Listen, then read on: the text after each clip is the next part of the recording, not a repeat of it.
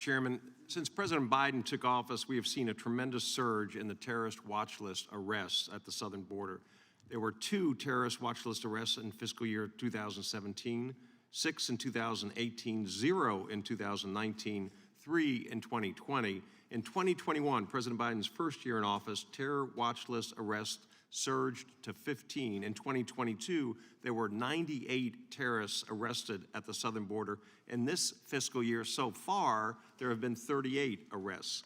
According to Border Patrol, there have been approximately 1.2 million known gotaways since President Biden took office. In November alone, 73,000 border crossers evaded overwhelmed Border Patrol agents, but were detected by other forms of surveillance. These crossers are known as gotaways. Often these border crossers are evading being caught by Border Patrol because they have a criminal record or contraband to hide, unlike most migrants who cross with the explicit intention to meet Border Patrol.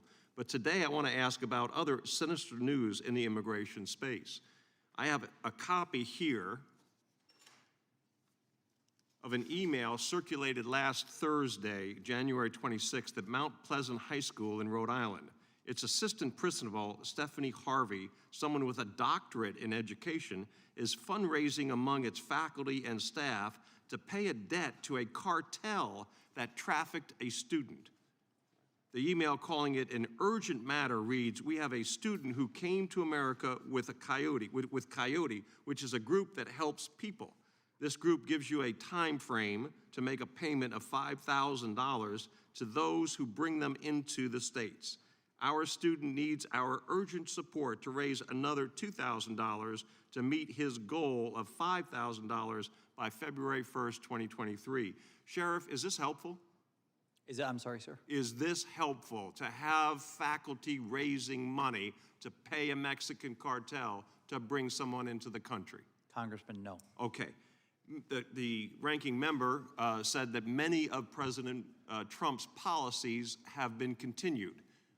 Is the fence continuing to be built on the southern border? No. Is the Remain in Mexico policy being continued? No. Is the agreement with the Northern Triangle countries to immediately deport illegal immigrants who come into this country, has that policy been continued? No. Sheriff, let me ask you something.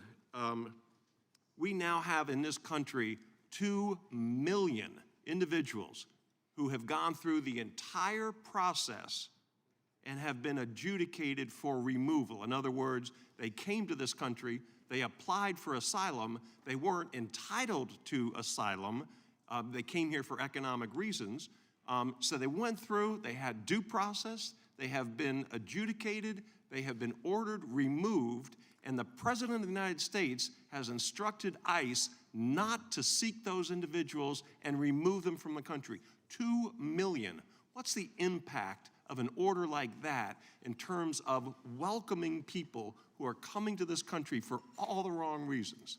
Well, Congressman, that's one of the things that has changed with the 2 administrations that I've seen is the former president had a very strong message. When you say former president, President Trump? Yes, sir. That if you come to the country, you break our laws, there's consequences. Under the current one, that's not being, the rule of law is not being fulfilled. Okay, and I guess just to further that a little bit, the impact on individuals that are considering coming to this country, when they know if they come to this country, there's going to be a consequence, a negative consequence for them, or, and I'm not even talking about a welcome mat. We welcome immigrants to this country. We welcome people who want to go through the process the right way, who want legal immigration.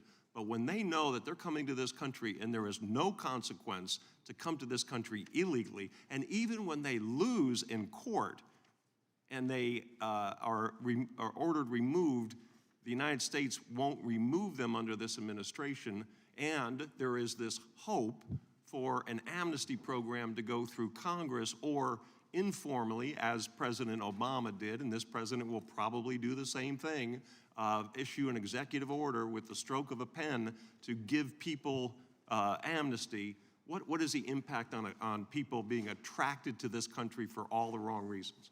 Well, Congressman, there's a couple. Number one is they keep coming, and we're seeing that on the border. Number two, it's a fracture of our rule of law. The oath that I take, you all take and share it. And last but not least is, it's an insult to all law enforcement, state, local, and federal, trying to do our best to secure this border. Thank you. I yield back. Thank the gentleman.